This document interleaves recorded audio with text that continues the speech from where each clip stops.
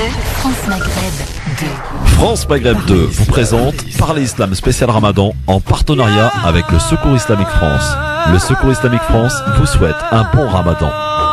Parlez Islam pour répondre à vos questions, vos interrogations et vos doutes dans la mesure du possible en direct live. Parlez Islam pour mieux le vivre dans notre société. Bonsoir à tous, bonsoir à toutes et bienvenue. Salam alaikum, bienvenue sur France Maghreb 2 pour votre émission quotidienne Parler Islam le soir entre 19h et 21, entre 19h et 20h avec chaque soir une personnalité, un imam, un docteur, un conférencier. Et ce soir, le docteur Ahmed Jabala est avec nous. Bonsoir, docteur. Bonsoir. Salam alaikum et bienvenue sur France Maghreb 2. On a bientôt terminé la première décade, docteur, puisque on en est au 10e jour de Ramadan. Oui, tout à fait. C'est le 10e jour et comme il est dit dans le Coran, dans les versets qui nous parlent du jeûne, dans la sourate 2, il dit ayyaman ma'dudat, c'est-à-dire ne sont que des jours comptés, c'est-à-dire c'est des jours qui passent vite. Nous sommes justement au premier tiers de ce mois et nous allons entamer le deuxième. Et c'est un mois qui passe très vite. Alors c'est l'occasion de peut-être au début de cette émission de faire un petit rappel par rapport aux finalités du jeûne, parce que le jeûne, comme vous le savez, c'est une prescription que Dieu nous a demandé en tant que croyants, mais il est certain que l'intérêt du jeûne, c'est un intérêt qui revient au croyant lui-même. Dieu n'a pas besoin de notre adoration, mais s'il nous a prescrit le jeûne, comme il a prescrit d'autres obligations, c'est dans l'intérêt du croyant. Alors, parmi ces finalités que nous devons essayer, à travers le jeûne, d'acquérir, ce que le verset 185 de la sourate 2, lorsqu'il nous prescrit, lorsqu'il nous annonce la prescription du jeûne, Dieu s'adresse aux croyants en leur disant « Ya ayyuhalladhina amanu, kutiba alaykum as-siyam, kama kutiba ala alladhina min qablikum la'allakum tattaqun » Alors il appelle les croyants en leur disant que Dieu vous a prescrit le jeûne, comme il a prescrit pour ceux qui vous ont précédés, afin de retrouver la piété. Alors, parmi les grandes finalités du jeûne, c'est-à-dire nous devons essayer d'acquérir cette grande qualité de foi, de spiritualité, qui est celle de la crainte de Dieu. Alors, at-taqwa qui est un sujet très évoqué dans tout le Coran, qu'est-ce que ça veut dire ? Ça veut dire dans le fait que le croyant, il doit vivre sous le regard de Dieu. C'est-à-dire, il est dans sa vie de tous les jours, lorsqu'il agit. D'ailleurs, c'est pas seulement dans ce qui concerne les actes cultuels et d'adoration, mais dans son travail, dans ses relations avec les autres, il doit toujours se rappeler de Dieu. C'est-à-dire, doit toujours avoir dans l'esprit que Dieu l'observe, le regarde, alors il essaie toujours d'être le plus sincère possible, de s'appliquer dans tout ce qu'il fait de travail dans cette vie et aussi se préserver et respecter les limites qu'il doit respecter, que ce soit concernant les droits des autres, lorsque aussi il a la responsabilité, il a des missions à accomplir, il doit toujours penser à cette taqwa, cette crainte de Dieu, car Dieu, il est là pour le voir. Et d'ailleurs, il y a une grande relation certaine entre le jeûne et la piété, puisque le jeûneur, celui qui jeûne, il est dans une relation directe avec Dieu. Il est dans une pratique intime. C'est-à-dire, c'est Dieu seul qui sait la réalité de notre jeûne.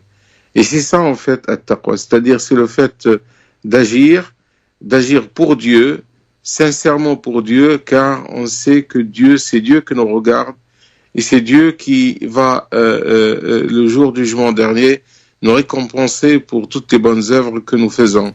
Et je finis par dire que at-taqwa, comme il est dit dans le hadith du prophète sallallahu alayhi wa sallam, il a dit at-taqwa hahuna en parlant de son cœur, et il dit at-taqwa hahuna, c'est-à-dire la piété, elle est à l'intérieur du cœur. C'est-à-dire la piété, c'est pas quelque chose qui se dit ou se proclame, mais c'est un sentiment, c'est un état d'esprit, c'est une présence divine d'Allah subhanahu wa ta'ala dans nos cœurs, et c'est à la lumière de cette présence divine que nous devons agir pour chercher toujours l'agrément de Dieu.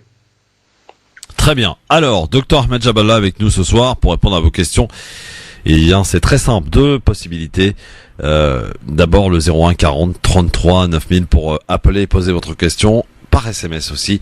FM2, un espace votre question, le tour envoyé au 7 20 18. Je vous propose, cher docteur, avant d'accueillir Anissa, de parler de cet événement que vous organisez ce samedi, cher docteur Ahmed Jaballah. Oui, alors ce samedi, d'ailleurs, comme tous les ans, c'est un événement annuel. Depuis plusieurs années aujourd'hui, on organise un iftar caritatif. C'est un iftar qui est au bénéfice des projets de l'USH. L'USH, qui est l'Institut européen de sciences humaines de Paris, qui se trouve à Saint-Denis, un établissement d'enseignement supérieur privé. Dont vous êtes le directeur, le président. Voilà, je suis le doyen de cet institut. Et c'est depuis 2001 dans la région parisienne que l'Institut propose beaucoup de formations en théologie musulmane, dans le Coran et les lectures coraniques, et dans la langue arabe pour les non-arabophones. Alors l'USH est très connu, il reçoit beaucoup d'étudiants, alhamdoulilah, il a des formations intensives la journée, mais aussi il a des formations en cours de soir et en cours de week-end. Et nous avons un très grand projet, c'est que les locaux que nous avons actuellement à Saint-Denis, dont les USH est propriétaire, ce sont des anciens locaux. Nous avons un grand projet de construire des nouveaux bâtiments, car ces bâtiments actuels ne sont plus des bâtiments qui peuvent accueillir tous les étudiants qui s'inscrivent tous les ans à l'USH. Et nous avons un très grand projet, et c'est pour cette raison que l'iftar de cette année va être consacré, encore une fois, pour le financement, Inch'Allah, de ce grand projet de l'USH, projet de Waqf d'ailleurs, c'est un projet de fondation de bienfaisance. Il y a une première partie de ce Waqf qui est déjà réalisée, c'est une petite résidence étudiante que nous avons, alhamdoulilah, réalisée à la Courneuve, et nous allons, Inch'Allah, entamer l'autre grande partie, c'est les locaux de l'USH, avec une partie destinée à l'enseignement, une autre qui va être destinée pour le Waqf, pour une fondation.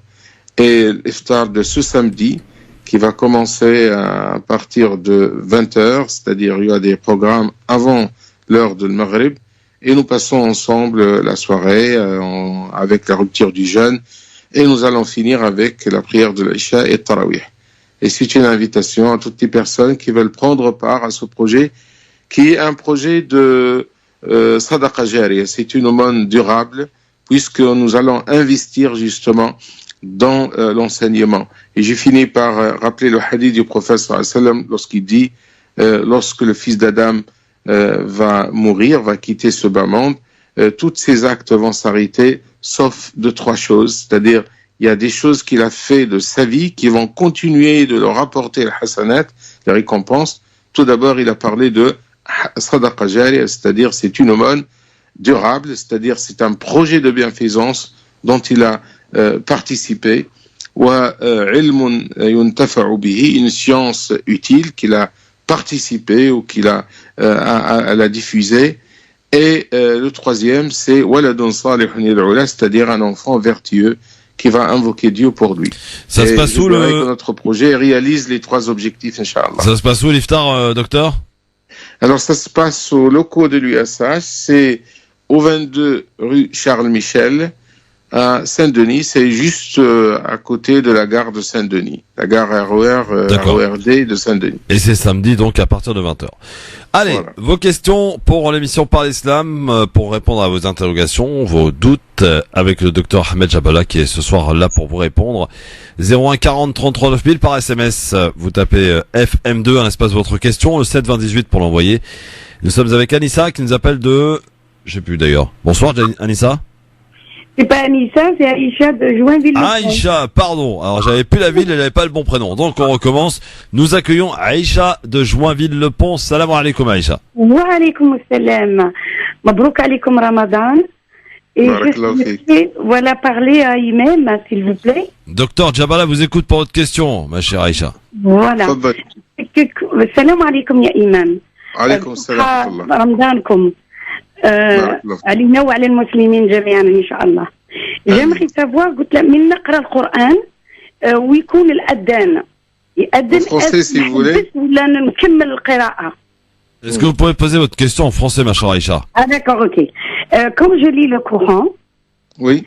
Il y a le adhan qui arrive. Est-ce que je continue de lire ou je m'abstiens? Ah, très bonne question. Donc, lorsque on lit le Coran, docteur, le adhan arrive. Est-ce qu'on interrompt brusquement sa lecture du Coran ou est-ce qu'on va jusqu'au bout de, je sais pas, d'un verset ou comment ça se passe? Je suis en train de lire et ça c'est d'une manière générale ou par rapport à l'adhan de Maghreb? Non, le Fajr. Le Fajr, ou là quand je l'entends à la radio, à la télé, ou là. Non, vous pouvez continuer à lire. C'est-à-dire, si vous êtes déjà en train de lire, vous voulez finir un verset ou une partie, vous pouvez aller jusqu'au bout. Bon, comme vous pouvez aussi, il faut toujours quand même finir le verset. C'est-à-dire, le mieux, c'est de ne pas s'arrêter au milieu d'un verset. Il faut le lire jusqu'au bout. Si vous voulez arrêter un petit peu pour répéter l'adhan après le mu'adhin, parce que dans la sunna, c'est pour rappeler que le prophète alayhi salatu wassalam, il nous a dit, lorsque vous écoutez l'adhan, il est recommandé, c'est recommandé, c'est pas obligatoire, mais il est recommandé de répéter juste derrière le mu'adhin. Lorsqu'il dit Allahu Akbar, nous disons après lui Allahu Akbar. Ashhadu an la ilaha illallah, on répète également. Lorsqu'il dit Hayya ala salah, on dit La hawla wa la quwwata illa billah. Hayya ala al-falah, la hawla wa la quwwata illa billah. Ça c'est recommandé, c'est une manière pour répéter les paroles de l'adhan, parce que l'adhan aussi c'est quelque chose d'important, c'est un appel à la prière. Mais si on ne le fait pas, on n'a pas commis de péché. Bon, c'est recommandé de répéter après le mu'adhan. Barakallah, c'est ce que je fais après l'adhan, mais là, moi je vous ai demandé, c'est simplement si j'arrêtais ou quoi, c'est tout. C'est ce que je voulais savoir. Il vous a dit non, voilà. Oui, vous pouvez arrêter, mais il faut finir quand même votre verset. Ouais, il faut finir par votre verset après, Sadaqallah al-Azim. Ah d'accord, barakallah, merci beaucoup. Merci Aïcha. À bientôt. Et Sahabtoulkoum. Merci beaucoup. Ça m'a fait plaisir de vous avoir au téléphone. Pareillement Aïcha, merci beaucoup, à bientôt. 01 40 33 9000 pour nous appeler, pour poser votre question et profiter de la présence d'experts. On peut parler d'experts chaque soir sur France Maghreb 2. Avec ce soir, Dr Ahmed Djabala, qui sont là pour vous accompagner et surtout pour répondre à vos questions, des questions que vous vous posez. Il n'y a pas de questions bêtes, il n'y a pas de questions tabous. 01 40 33 9000 ou par SMS. Vous tapez FM2, un espace, votre question que vous envoyez au 7 20 18. 01 40 33 9000. Allô, bonsoir. Allô, bonsoir. Bonsoir, chère madame, quel est votre prénom, s'il vous plaît? C'est Zora. Zora, vous nous appelez d'où? J'appelle de Créteil. D'accord. Zora, pour votre question, docteur Djabala, on vous écoute. Bonsoir, docteur Djabala. Bonsoir. S'il vous plaît, est-ce que je peux poser une question en dehors de... Enfin, c'est pas le sujet de Ramadan, c'est une question un petit peu... Oui, allez-y, il n'y a pas de problème, En fait, c'est une question qui me préoccupe vraiment. Je suis mariée 2 fois. Là, j'ai 47 ans.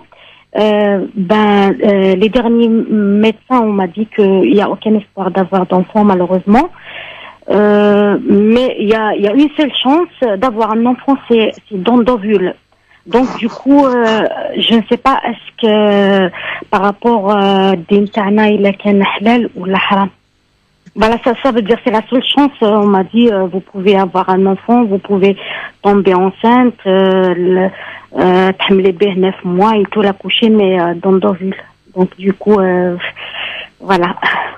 C'est-à-dire c'est pour une opération comment ça s'appelle ça, insémination in vitro, c'est-à-dire. C'est comme si je serais mère porteuse, voilà. Ouais.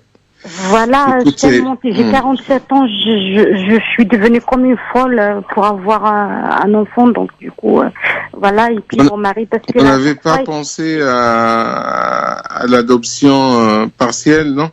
Le problème, c'est que mon mari, il veut pas. Et puis là, à chaque fois, il me dit, moi, je peux pas rester sans enfant. Je suis vraiment dans tous mes états. Il y a pas d'autre solution, bien sûr, à part de je sais, à chaque fois, mais par rapport à le problème de stérilité, voilà. Bien sûr, vous avez vu le médecin, vous avez tout essayé. J'avais tout essayé. Le problème, c'est qu'avant, c'était une stérilité qui est inexpliquée. Ça veut dire, on m'avait dit qu'il n'y a aucun problème, c'est-à-dire que ce soit hormonal. Mais là, maintenant, avec l'âge, on m'a dit que votre stockage des ovules, ça veut dire 0,5, 4 et tout, donc du coup très peu de chance. Donc du coup on m'a dit la seule solution c'est d'avoir une ovule d'une autre femme dans votre ventre. Ça veut dire mère porteuse, je suis mère porteuse. Donc du coup je me doute. Écoutez, je comprends bien votre situation, hein, parce que le désir en fait d'avoir un enfant, c'est un désir tout à fait naturel pour chaque personne, hein, qu'il soit femme ou homme. Bon, peut-être plus pour la femme aussi, parce que c'est elle qui va le porter. Exactement. Mais pour cette situation-là, il faut peut-être aussi la prendre d'un autre côté. Écoutez, dans le Coran, il est dit, Dieu, il dit,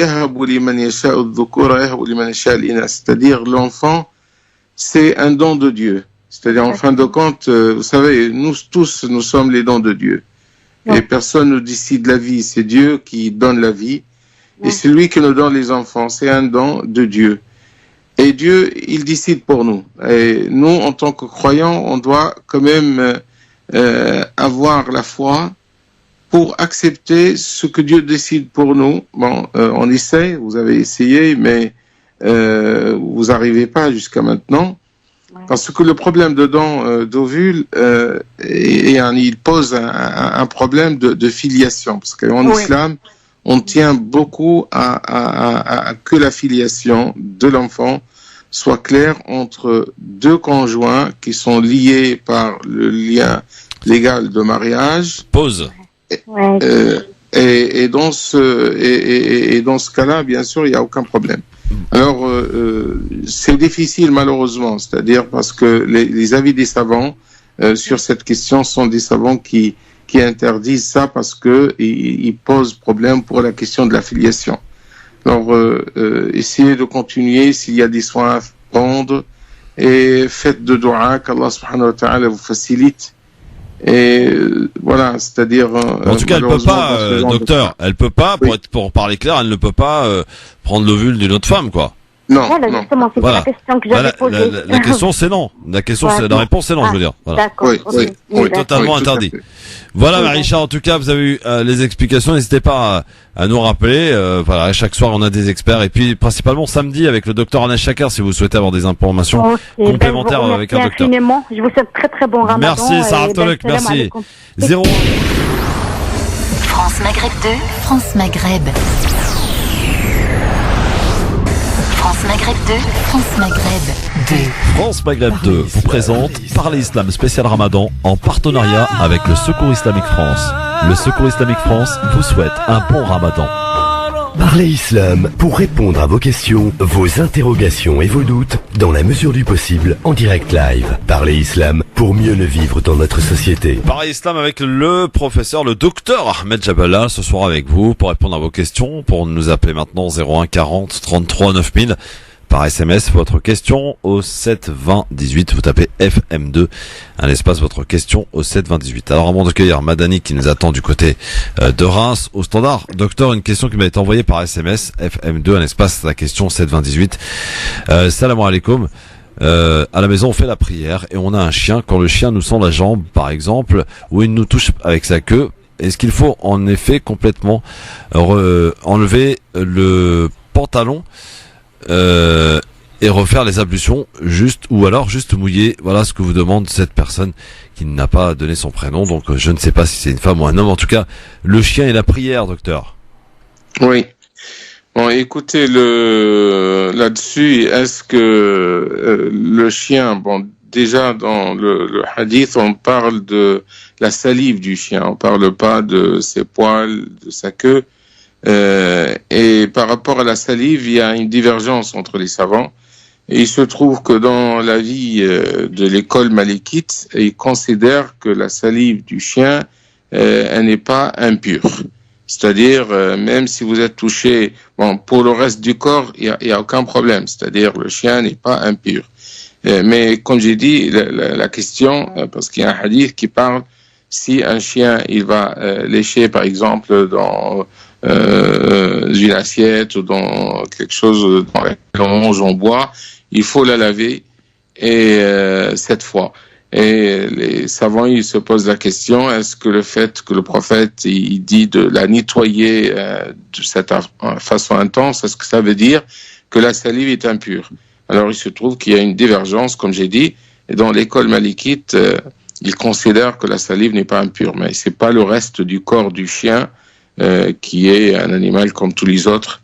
Bon, bien sûr, lorsqu'on fait la prière, il vaut mieux être dans un endroit calme, mais en dehors de la prière, vous pouvez avoir le chien, il n'y a pas de problème. Docteur, vos questions 01 40 33 9000 FM2, un espace, votre question au 7 20 18. Madani de Reims, bonsoir, salam alaikum. Bonsoir, salam alaikum. Salam alaikum, bon ramadan à tout le monde. Et j'ai quelque chose qui me chagrine, je voudrais au sujet de Tilawat al-Qur'an. أخ أحمد جاب الله السلام عليكم وحييك بتحية الإسلام. وعليكم السلام ورحمة الله. ويعني quelque chose qui me chagrine, أنا الحمد لله من حملة القرآن. الأخت اللي سألت يعني على قلت لها يعني les enfants ستاندو دو ديو يعني لماذا لم تتم الآية حتى la stérilité ستاندو دو ديو. Comment? La stérilité aussi, c'est un don de Dieu. La quoi? La stérilité, c'est un don de Dieu. Oui, oui.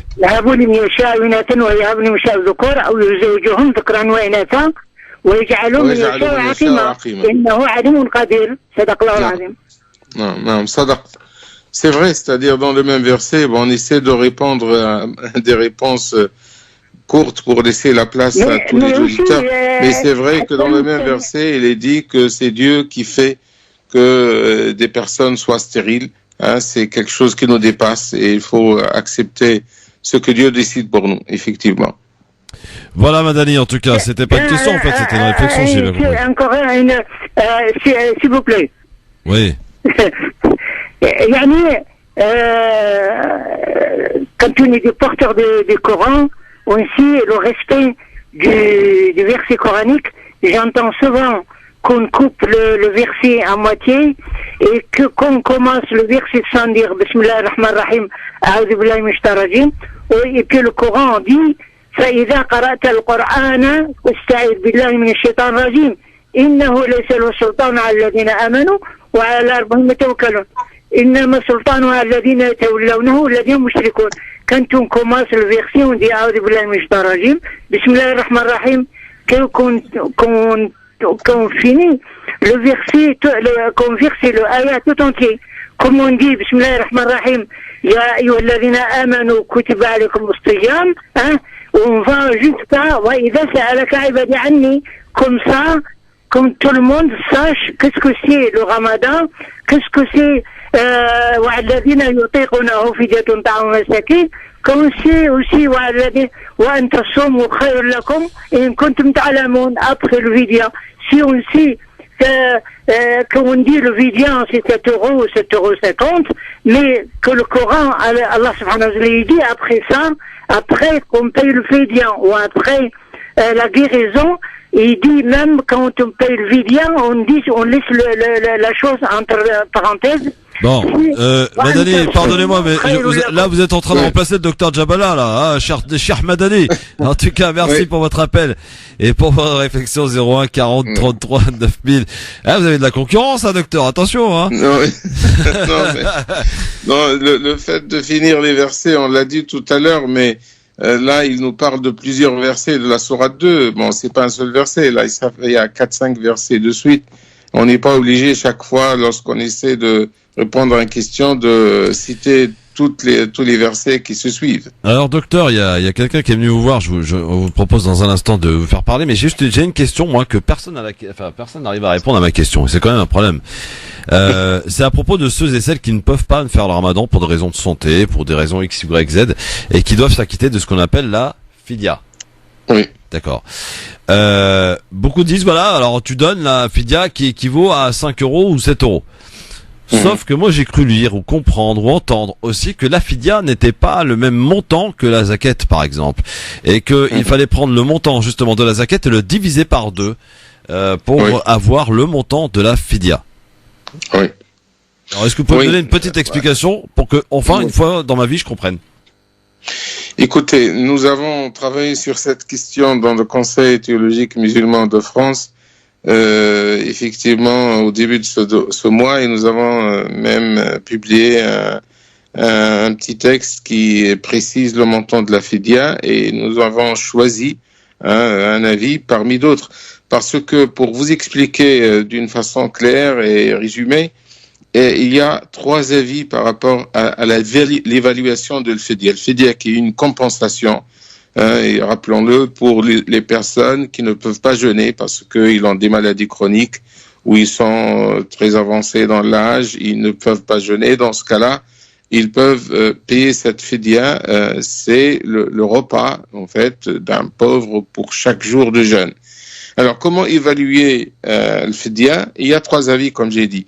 Il y a un avis qui dit que le fidia, c'est le 1/4 de zakat al-fitr. C'est-à-dire, nous avons l'évaluation de zakat al-fitr qui est ça, il est évalué en poids à 2 kg 250 grammes des aliments qu'on consomme, les aliments les plus consommés. Alors, il considère cette première avis, c'est l'avis par exemple de l'école malikite qui considère que c'est le 1/4, c'est-à-dire moud, ou le moud, c'est le 1/4 de ça. Le deuxième avis, il dit c'est la moitié de ça, c'est-à-dire la moitié de zakat al-fitr. Zakat, il est à 7 euros, la moitié, c'est 3,50 €. Mais il y a un avis de l'école hanafite qui dit que zakat al-fidia, c'est ça, c'est-à-dire c'est la même comme zakat al-fitr. C'est-à-dire c'est la même contenance et en fin de compte, c'est la même évaluation. Et nous avons choisi cet avis parce que nous considérons que dans les aumônes, les compensations, la zakat, il faut toujours plutôt privilégier l'intérêt du pauvre, parce que c'est le pauvre qui va toucher cet argent. Mais je dois encore ajouter que al-fidia après, ça dépend de la personne et de sa situation. C'est-à-dire, si une personne, il a les moyens, il va payer 7 euros par jour. Si il n'a pas les moyens, il est aussi lui-même pauvre, il a besoin d'aide, il paie ce qu'il peut. Nous pouvons même dire que le pauvre qui n'a aucune possibilité de la payer, de ne pas la payer. Et ça, c'était à l'époque du prophète, un homme est venu, un pauvre, lui disant que voilà, il a besoin de cette fidia mais il ne peut pas la payer. Il lui a donné des dates pour la payer. Il a dit, mais ces dates-là, moi, je suis le premier d'en avoir besoin. Il a dit, allez-y, tu peux les manger. Alors, ça veut dire que lorsqu'on est pauvre, on est exonéré même de payer cette fidia. Bon, bah ça y est, j'ai compris maintenant. Voilà, donc ceux qui disent, comme vous, qu'il faut payer le même montant que la zakat, ça vient de l'avis hanafite. On est d'accord. Voilà. Bon, il y a quelqu'un qui est venu nous voir, il y a Hayat qui nous attend. Tariq Mami, bonsoir. Bonsoir Christophe, bonsoir professeur. Bonsoir. Alors, je suis venu justement parce que je sais que vous avez déjà parlé du dîner de soutien de votre institut Et je voulais donc échanger avec vous à l'antenne et avec les auditrices et les auditeurs sur ce dîner, parce que je sais que ce dîner vous tient à cœur, que votre œuvre vous tient à cœur, et que donc la première partie de l'Institut est terminée, alhamdoulilah, et que vous attaquez la deuxième partie. Donc, est-ce que vous pouvez nous dire, nous donner quelques précisions sur ce qui a été fait, ce qui est réalisé, ce qui tourne, et surtout sur l'avenir, sur la deuxième partie, pour que les auditeurs sachent de quoi il s'agit très précisément. Merci bien, Sitar, pour me donner encore une fois l'occasion justement pour parler de ce projet, qui est un projet pour toute la communauté, je dirais même pour tout notre pays, parce que je pense des instituts d'enseignement, c'est quelque chose qui sert tout le monde, que ce soit les étudiants qui vont bénéficier de ces établissements pour connaître plus, savoir plus, mais aussi pour la société, on a besoin aussi de lieux d'enseignement et d'orientation. Alors, l'USH, comme j'ai dit tout à l'heure, c'est un établissement qui enseigne la théologie, le Coran et la langue arabe, mais il organise aussi beaucoup de programmes de formation en direction d'un public large. Nous avons des étudiants qui viennent tous les jours et nous avons d'autres qui viennent en formation courte. Et ce projet-là, c'est pour donner plus de facilité, parce qu'aujourd'hui, dans les locaux que nous avons, des anciens locaux, des salles de classe sont un petit peu limitées, parce que parfois on a des groupes où on peut pas leur trouver justement une salle disponible. Nous avons une petite bibliothèque alors que nous avons beaucoup de livres. Nous avons besoin aussi des locaux pour la recherche, puisque nous avons un centre de recherche qui travaille sur l'islam et les musulmans en Europe. Et nous avons besoin aussi des lieux comme un amphithéâtre pour les conférences, les grandes rencontres. Et tout ça, c'est pas possible aujourd'hui parce que les locaux, des anciens locaux, sont très étroits. D'où ce grand projet justement de faire un bâtiment, un vrai bâtiment de 7 étages où il y aura des salles de cours, où il y aura également 2 amphithéâtres, il y aura également un lieu pour la prière puisque c'est un institut musulman et pratiquement les étudiants passent toute leur journée dans cet établissement. Et nous aurons de l'autre côté, parce que nous avons, alhamdoulilah, un bâtiment qui a 2 façades, une sur la Seine et l'autre qui donne sur la gare de Saint-Denis. Oui. Le bâtiment de l'enseignement va être du côté Seine et l'autre bâtiment de Waqf, de fondation, il va être, c'est un Waqf en fait de bureaux qui vont être loués pour générer des revenus pour soutenir l'activité d'enseignement. Voilà, grosso modo. Et ce que nous proposons aux gens, c'est de participer, chacun selon ses moyens. Nous disons que nous avons un certain nombre de mètres carrés. Nous allons avoir 7000 mètres carrés dans ce nouveau bâtiment. Et si nous aurons le financement de chaque mètre carré, c'est-à-dire le budget il est bouclé, bon, le mètre carré il est évalué à 2200 €, mais les gens ils peuvent bien sûr participer par des virements aussi. Bon, ça peut être des virements de 30 €, on peut financer un mètre carré sur 5 ans par exemple, ou des dons à l'occasion justement de l'iftar, parce que l'iftar c'est un moment justement où les gens ils viennent et ils passent ce moment convivial dans ce cadre de spiritualité pendant ce mois béni, et ils peuvent participer par leurs dons, que ce soit sur place ou avec des promesses de dons. Tout ça c'est possible Inch'Allah, et ça va être ce samedi 18 mai à partir de 20h dans les locaux de l'USH. C'est au 22 rue Charles Michel, c'est côté gare, et au 13 boulevard de la Libération, côté Seine, à Saint-Denis. Il y a un endroit où on peut s'inscrire, il y a un numéro de téléphone, il y a un site, comment on fait pour les auditeurs? Oui, alors il y a justement le site de l'USH. Vous pouvez rentrer dans le site IESH de Paris. Il y a aussi le numéro de téléphone qui est le 01 48 20 15 15. 01 48 20 15 15. Vous pouvez appeler pour justement s'inscrire à cet iftar pour ce samedi, Inch'Allah. Alors, 2 dernières questions très très courtes. La première, vous avez parlé que le nouvel immeuble va être sous forme de waqf. C'est quoi le waqf en 2 mots pour les auditeurs? Alors, le waqf, c'est tout simplement un bien si on veut le traduire mot à mot, on dit un bien de main morte, mais c'est la fondation. C'est un bien qui est nous déjà au niveau de l'ISH, nous avons un fonds de dotation, c'est-à-dire la monture juridique, si vous voulez, aujourd'hui en France, il y a des institutions qui s'appellent des fonds de fondation, des fonds de dotation, pardon. C'est comme les fondations qui sont pour les associations, c'est-à-dire on va avoir un bâtiment qui va être mis à la location et les loyers, les revenus vont servir justement l'objet de cette institution.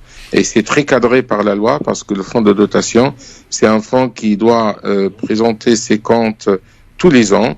On a aussi un commissaire de comptes, c'est-à-dire c'est quelque chose qui est très cadré dans la transparence. Et je rappelle que les dons qui sont donnés pour les fonds de dotation, pour ce projet de waqf, sont des dons déductibles des impôts. C'est-à-dire si vous donnez, vous avez jusqu'à 66% de déduction de vos impôts, des impôts sur le revenu. Alors une boutade, puisqu'on est en plein mois de Ramadan et qu'il faut un peu rire de tout, si toutes les mosquées fonctionnaient sur votre modèle, peut-être qu'on serait mieux organisés tous et que c'est dans les dons de la mosquée tout au long de l'année qu'on puiserait pour construire cet immeuble peut-être en un an pour l'USH, pour votre institut. Tout à fait, merci bien. Et d'ailleurs, il y a des mosquées qui répondent à notre appel et qui nous donnent des occasions pour faire des collectes.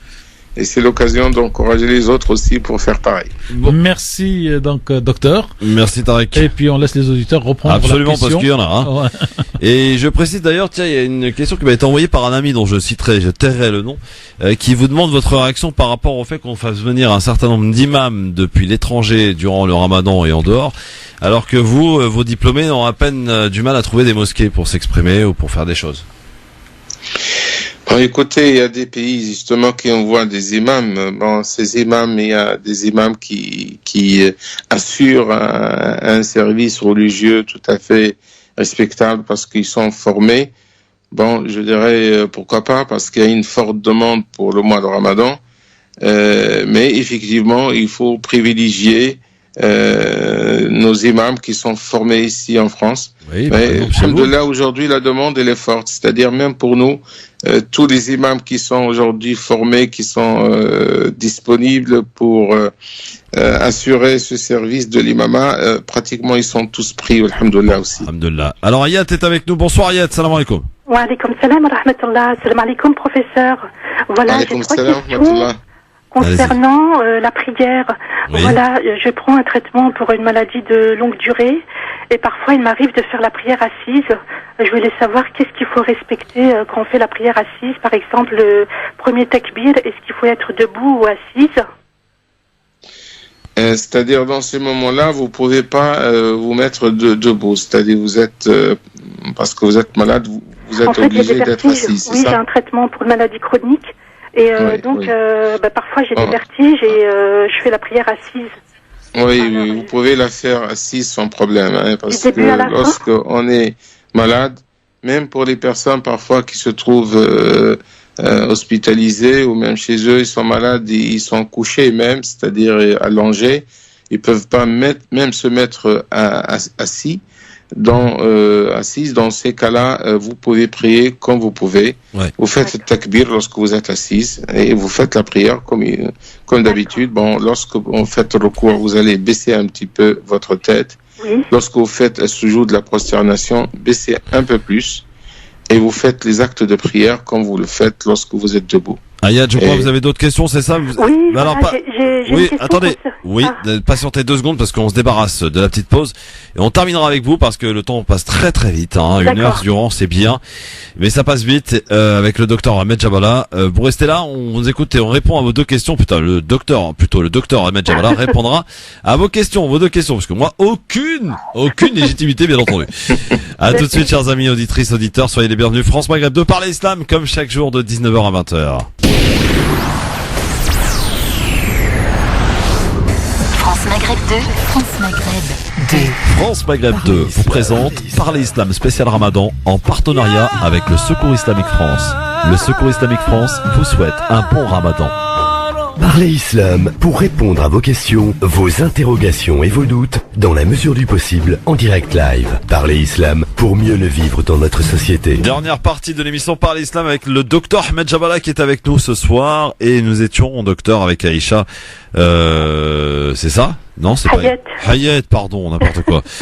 Ouais, bah oui, c'est la fin de journée, hein, on commence un peu à fatiguer. Hayat. Oui. Donc, voilà. de la région parisienne pour les 2 dernières questions, rapidement s'il vous plaît, on a à peine 2 minutes, hein. Allez-y. Voilà, en fait, je vous appelle par rapport à la prière de Shafi' al-Witr. Parfois, il m'arrive de les laisser pour les prier dans la nuit, mais parfois, je me lève pas à temps et je voulais savoir si je peux les rattraper avec le Fajr ou bien est-ce que c'est trop tard? Normalement, si le temps de le Fajr est rentré, vous pouvez plus les faire parce que c'est une prière recommandée. Mais c'est bien, pendant le mois de Ramadan surtout, de laisser Shafi' al-Watr à la fin de la nuit. C'est-à-dire au moment de Suhour, après votre Suhour, vous pouvez faire ça ou avant le Suhour. C'est bien de le faire à la fin de la nuit. D'accord. Et dernière question, je voulais savoir, professeur, pour Salat al-Duha, la prière du matin, c'est jusqu'à quelle heure qu'on peut la faire? Est-ce que c'est midi ou est-ce que c'est avant le Dhuhr? Jusqu'à midi, c'est-à-dire à peu près 1h, 1h30 avec le Waqt al-Dhuhr. Jusqu'à ce temps-là, on peut faire Salat al-Duha. Merci beaucoup et puis bonne continuation pour Merci Hayat, à bientôt. Saraf Tolok, merci beaucoup. Eh bien, c'est avec Hayat qu'on va conclure ce soir, mon cher docteur. En rappelant aux auditrices, aux auditeurs, le rendez-vous de samedi, on compte sur vous pour aller aider donc à l'agrandissement, hein, c'est comme ça qu'on peut l'appeler. Oui, c'est une nouvelle construction. Voilà. En fait, l'IESH donc qui organise un iftar ce samedi 18 mai à Saint-Denis, c'est là où vous êtes et c'est à partir de 20h. Et on peut aller sur le site donc de l'IESH et il y a un numéro de téléphone que vous pouvez peut-être nous rappeler s'il vous plaît. Oui, c'est le 01 48 20 15 15. 01 48 20 15 15. Eh ben voilà, docteur. Je pense que celui qui n'a pas entendu ce soir, il l'a fait exprès. Donc vous n'avez pas le droit de ne pas y être samedi 18 mai pour aller voir et rencontrer aussi le docteur Ahmed Jabala. Merci beaucoup, docteur. Rendez-vous pour la 3e émission en votre compagnie. Ça sera mercredi prochain. 3e et probablement avant-dernière déjà. Donc avant-dernière la semaine prochaine, hein. Tout à fait, oui. Incroyable, cher docteur. Ça passe vite. Oui, ça passe très vite. Merci beaucoup et bonne soirée, Sarah Tolok, docteur, et à demain. Merci. Pour l'émission Parlez Islam qui sera présentée demain matin, sachez-le, dès 4h par le professeur Samir Abslam. Ce même professeur qui sera avec vous demain soir entre 19h et 20h, pardon. Excellente soirée et rendez-vous demain. Bonne soirée, restez bien avec nous. France Maghreb 2 vous a présenté Parlez Islam spécial Ramadan en partenariat avec le Secours Islamique France.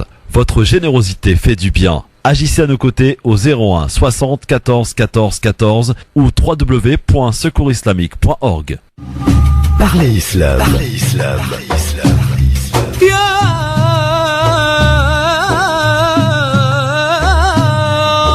Parlez Islam pour répondre à vos questions, vos interrogations et vos doutes dans la mesure du possible en direct live. Parlez Islam pour mieux le vivre dans notre société.